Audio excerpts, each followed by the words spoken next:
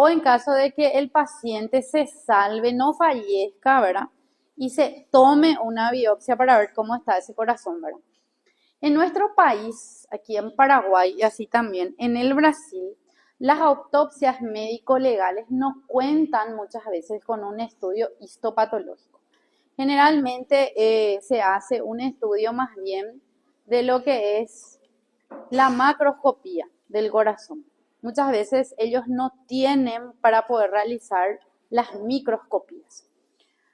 Por eso dicen, las mismas se limitan a la macroscopía o simplemente buscan una placa de ateroma asociado con sintomatología, sin que exista una verdadera correlación anatomopatológica.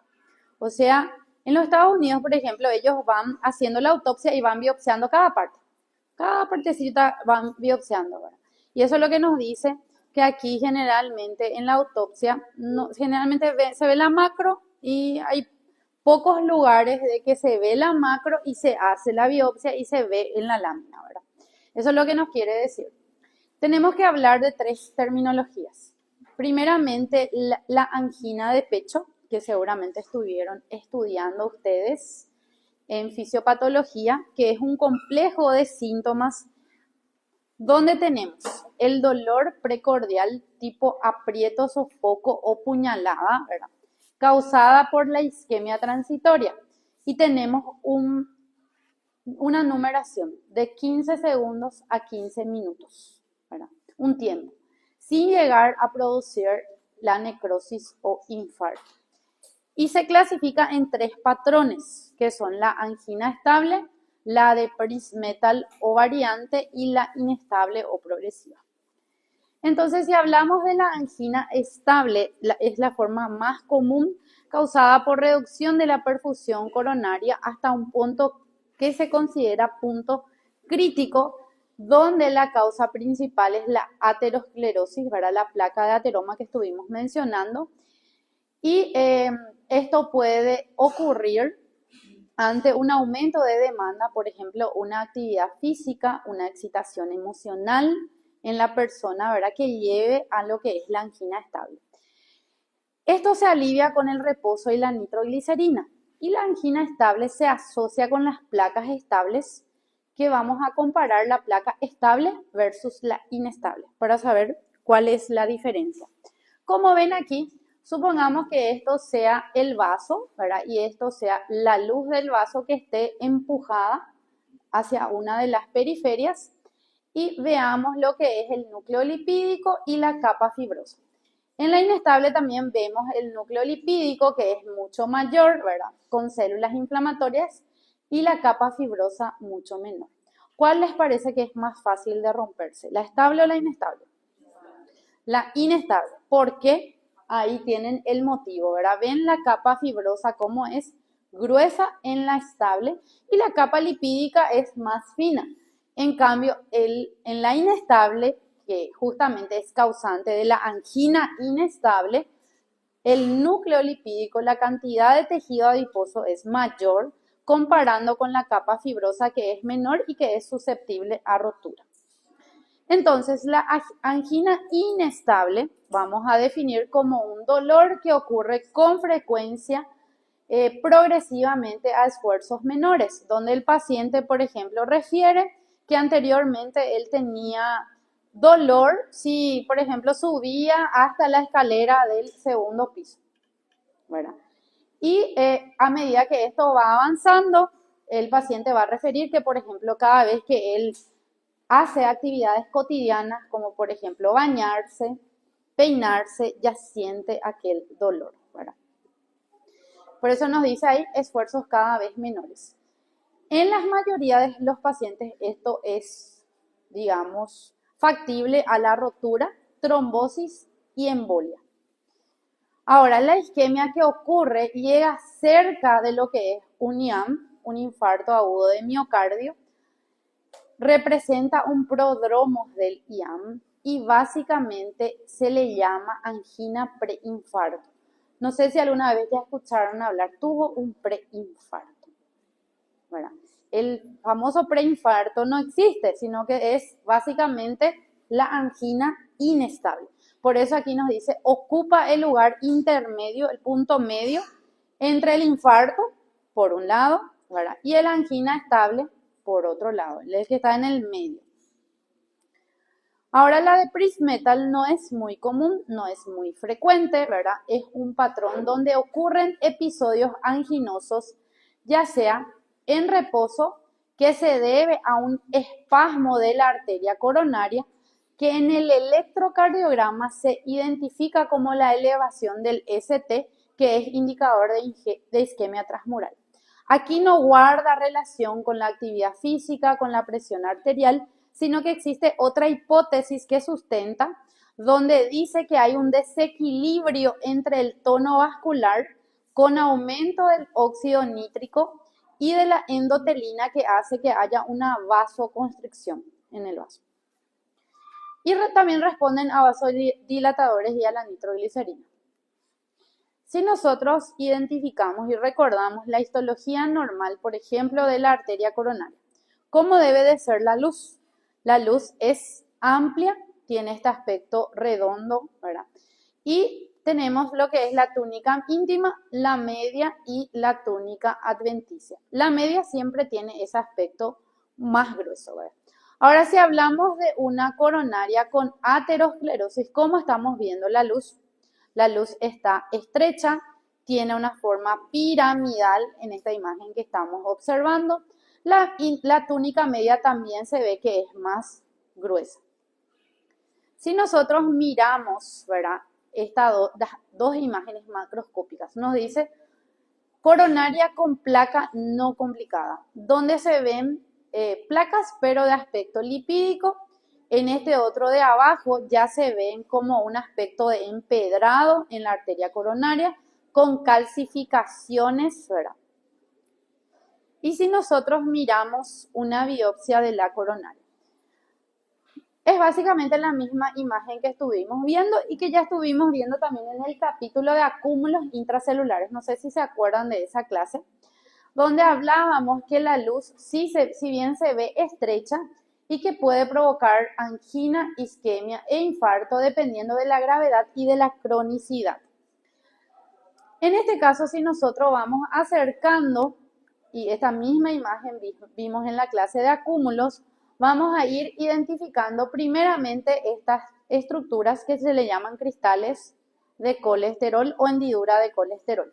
También vamos a ver los macrófagos espumosos, que eran las células estrellas, justamente en ese capítulo, donde vemos de aspecto espumoso o vesiculado al macrófago, así como también presencia de linfocitos. Y plasmocitos también pueden estar presentes. Nos señala en las flechas. Ahora, el infarto agudo de miocardio como tal es la muerte cardíaca, ¿verdad?, causada por la isquemia. Y es la causa principal de muerte en muchos países, entre ellos en Estados Unidos y otros países industrializados. Se estima que cada año 1,5 millones de personas fallecen por IAM, ¿verdad?, sufren IAM, de los cuales mueren alrededor de la tercera parte, más o menos 250.000 personas cada año, si esto no está aumentado en la estadística. Ahora, en cuanto a la patogénesis, es lo que ustedes habían mencionado. 90% de casos se debe justamente a lo que es la placa ateromatosa, donde esta placa puede llegar a ser una rotura, una úlcera, hemorragia, trombosis, ¿verdad?, y activación plaquetaria o vasoespasmos. Además, otros síntomas como taquicardia y hipotensión pueden agravar. Generalmente es un cambio agudo donde se activan las plaquetas, hay trombosis y embolias y se van liberando varios mediadores como por ejemplo la serotonina, el factor plaquetario que lleva a un trombo oclusivo. Como nos dice aquí, si bien tiene tratamiento, mejora en el 75 a 90% de casos. 10% no está asociado con placas y puede que se deba a un trombo, a una vegetación, a un émbolo o a lo que dijimos anteriormente, por ejemplo, una vasculitis. Este sería en el caso de un infarto, nuestro vaso, donde si ustedes se fijan, esto era es parecido a la imagen que estuvimos observando anteriormente. Aquí, tiene una forma triangular la luz, pero en este caso la luz está limpia. En este otro caso vemos dentro de la luz la presencia de un trombo. Además, se identifican las hendiduras de colesterol. En este aumento ya es factible. Y aquí prácticamente se ve que parte de la túnica media tiene necrosis, ¿verdad? Por eso se ven como de ese aspecto fantasma, como borroso. En el Robbins, básicamente nos muestra cuáles son los cambios que van ocurriendo. O sea, intenta explicar la macroscopía desde las 0 horas hasta las 24 horas, cómo va ocurriendo esos cambios macroscópicos, donde existen zonas de palidez que van avanzando. Igualmente la macroscopía no es tan llamativa comparando con la microscopía, que tiene más cambios. Primeramente tenemos que recordar cómo tendríamos que ver al corazón, ¿verdad? Cómo se veían las células cardíacas para poder entender el resto. Si ustedes recuerdan de esta imagen, era una imagen que estudiaban en histología, donde ustedes reconocían que el núcleo en las fibras cardíacas estaba en el centro y que tenía un aspecto de bifurcación y lo comparaban como si fuese un calzón o pantalón. Así estudiaban en histología, ¿verdad? Ahora, esta imagen, si yo les muestro y les digo, esta es una biopsia cardíaca, me van a decir, pero yo no veo ese aspecto clásico, ¿verdad? Sino que veo un montón de células inflamatorias.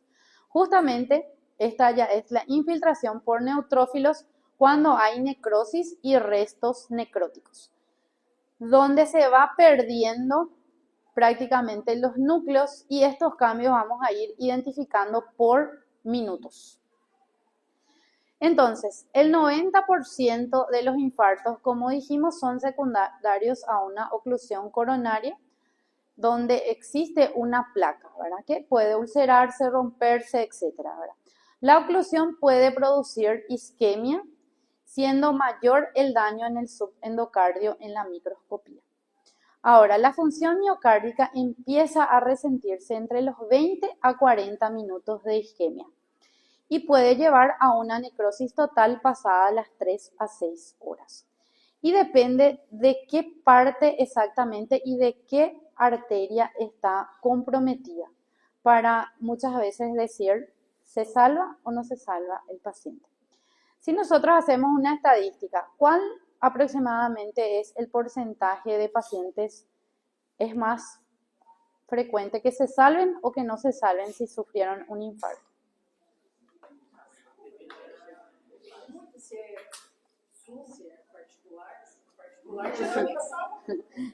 Eso es, Taisa está hablando de casos personales ya.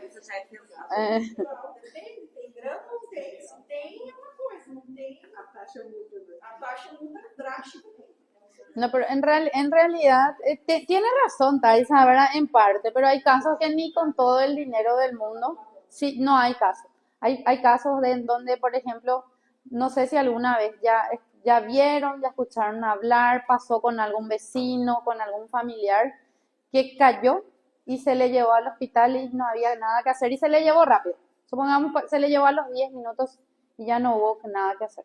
Depende mucho hasta dónde se va extendiendo la zona infartada, ¿verdad? Y eso es lo que vamos a ir viendo, ¿verdad?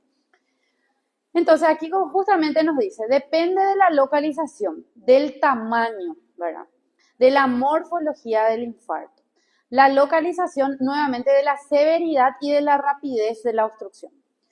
Del tamaño del vaso, de la duración de la oclusión, de las necesidades metabólicas, si hace o no circulación colateral el vaso que está afectado.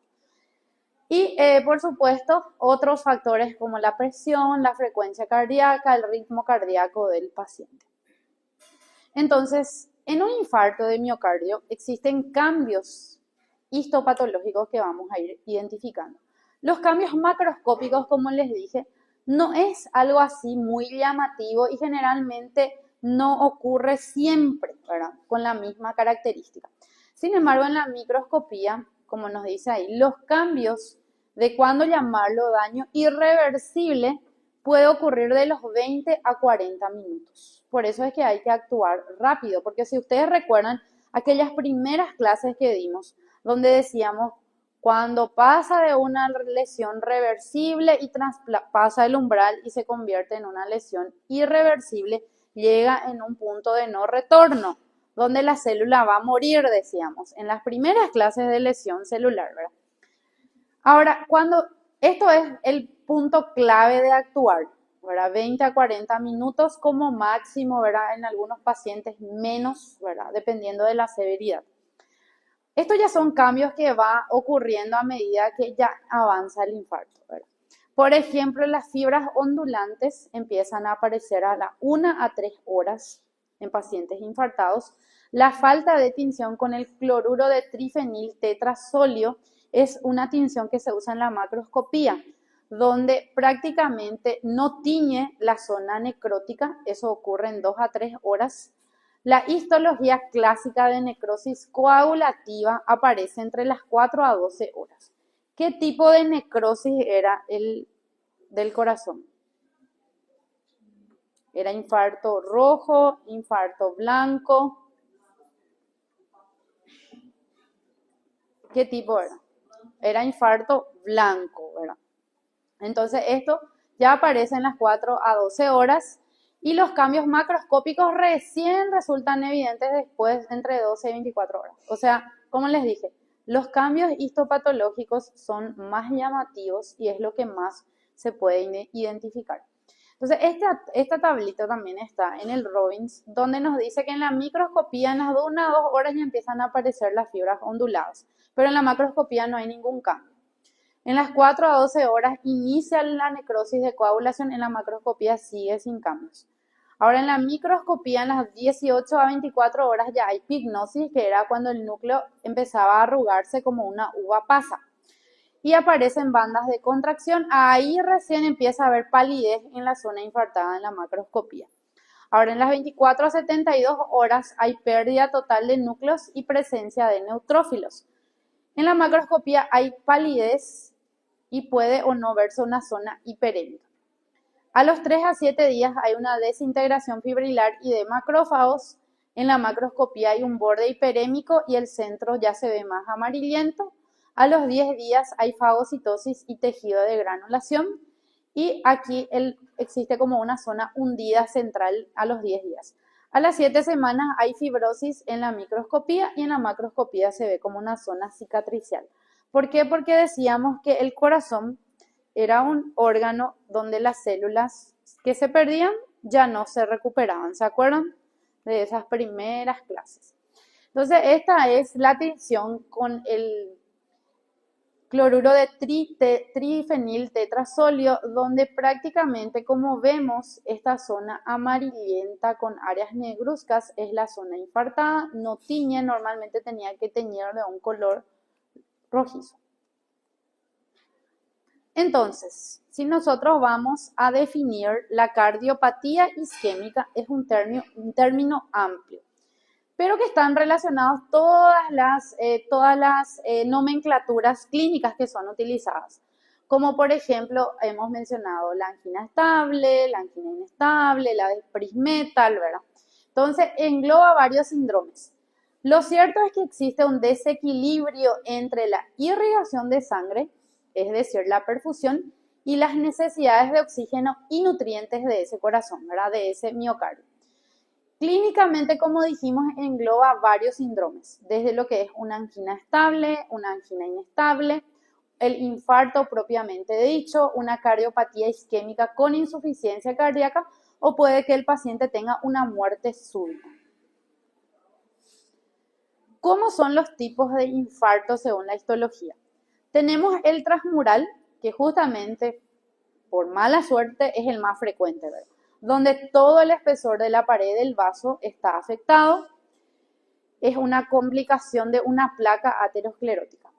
Ahora, el subendocárdico, que es menos frecuente y afecta el tercio interno del miocardio, es sin complicación de la placa. O sea, no es la placa de ateroma la causa, ¿verdad? Si nosotros dividimos en cuanto a la etiología, el 90%, si bien es frecuente, es en el 90% de los infartos transmurales hay una trombosis consecuencia de una placa estenosada, ¿verdad? Ulcerada. La oclusión produce isquemia del territorio irrigado, siendo mayor el daño en el subendocardio. O sea, los cambios histopatológicos se ven mejor en el subendocardio. La función miocárdica, como dijimos, ya se resiente al minuto, siendo que pasa de una lesión reversible a irreversible entre los 20 a 40 minutos o sea, los primeros 20 a 40 minutos. Y la necrosis total recién ocurre en 3 a 6 horas. Entonces, ¿cuáles son los vasos más comprometidos en un infarto agudo de miocardio? Por la estadística, ¿cuál es el vaso más comprometido? Justamente aquí nos muestra, ¿verdad? En el 40 a 50% de casos, no se ve muy bien porque no están apagadas todas las luces, aquí está de color gris, es la coronaria descendente anterior. Luego le sigue en frecuencia la coronaria derecha, que está aquí con el color blanco, y luego menos comúnmente, ¿verdad?, la arteria circunfleja. Si nosotros hablamos de daño irreversible, dijimos que esto ocurre en los 20 a 30 minutos de la isquemia. Esto varía, en algunos libros dice 20 a 40, 20 a 30, pero es el tiempo más o menos que digamos que la lesión reversible pasa a ser una lesión irreversible. La necrosis total va a ocurrir en las 3 a 6 horas y dijimos que esto es infarto de tipo blanco o necrosis coagulativa isquémica. Microscópicamente los cambios de necrosis son evidentes en las 6 a 12 horas. Empiezan a aparecer unas fibras onduladas contráctiles al principio, a las 1 a 3 horas que son fibras necróticas no contráctiles. Esto sería el cambio macroscópico, que dijimos que realmente esto, a medida que va avanzando el infarto, recién aparece como una zona pálida que luego va tornándose cada vez más pálida y luego con áreas amarillentas. Si nosotros miramos en la microscopía, en este caso, si ustedes observan aquí y comparamos con el tejido cardíaco normal, que tenía que tener el núcleo central y las fibras en forma de una bifurcación, letra Y o de pantalón, aquí eso no existe, sino que se forman unas ondas, como si fuese una playa, ¿verdad? Como unas ondas que son justamente las llamadas fibras onduladas. Si nosotros comparamos en este sector de abajo, ¿verdad?, se ve mejor las fibras onduladas. Allá arriba es como que está iniciando recién la ondulación. Eso resulta evidente en esta zona. Y si buscamos los núcleos, no existen núcleos, ¿verdad? No hay núcleos, eso ya se fue perdiendo. Porque pasó por ese proceso que le llamábamos pignosis, cariólisis y cariorrexis, que habíamos dado en las primeras etapas en esa clase de lesión celular.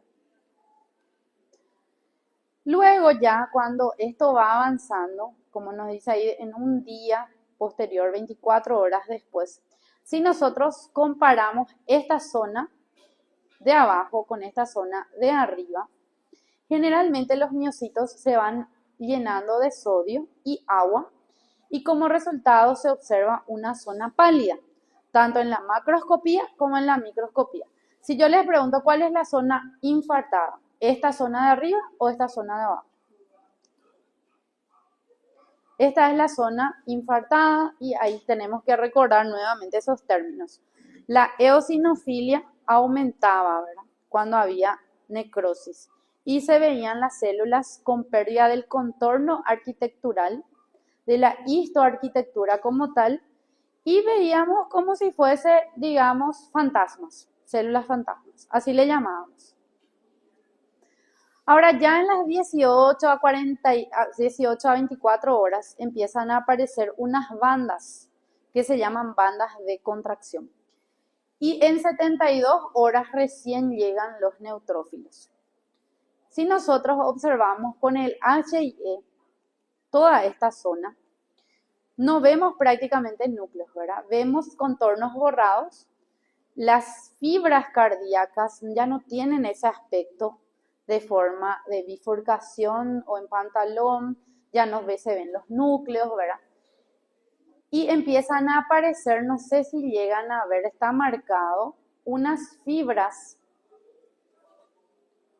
o unas bandas que le llamamos bandas de contracción.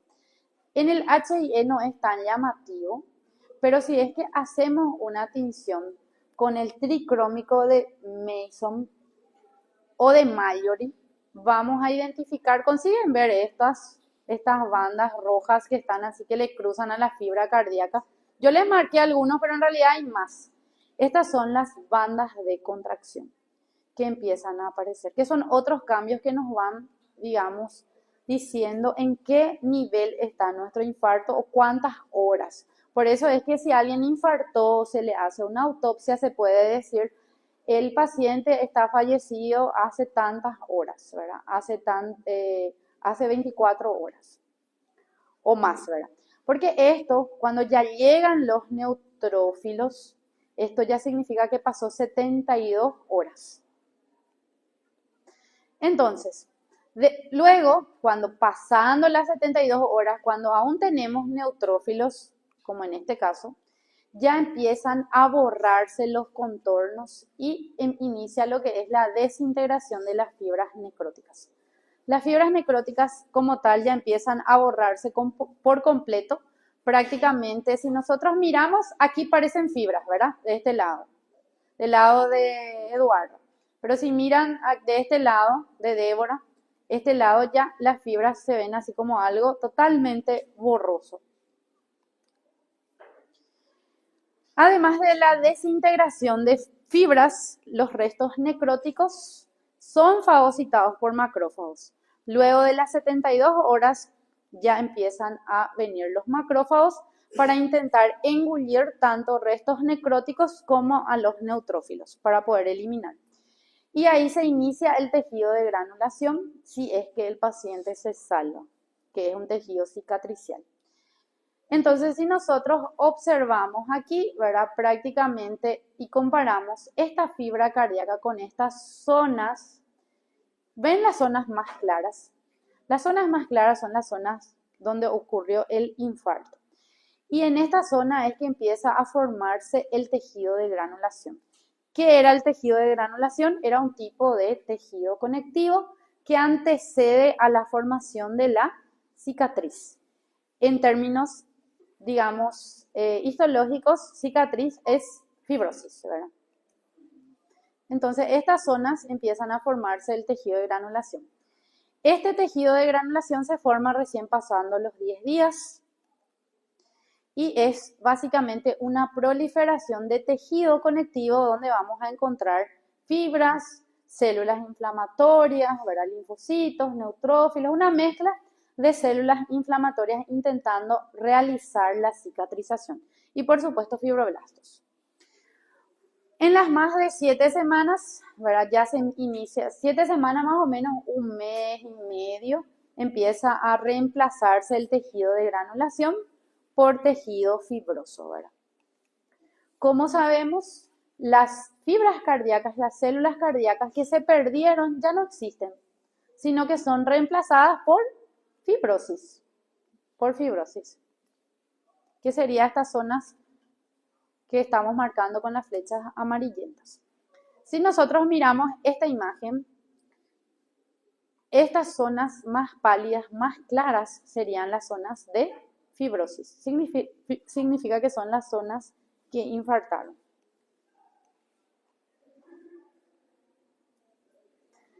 Entonces, como dijimos al inicio de las clases, normalmente muchos lugares donde se realizan las autopsias realizan la autopsia solamente por la macroscopía.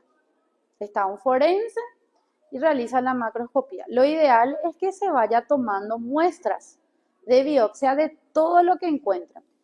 Generalmente ese tipo de autopsia completa es más común realizarse en países como Estados Unidos. Por eso, ¿se acuerdan que, por ejemplo, estudiábamos neoplasias de esófago benignas y decíamos, son hallazgos del 0,5% en autopsias? Son autopsias completas donde se le evalúa parte por parte al paciente.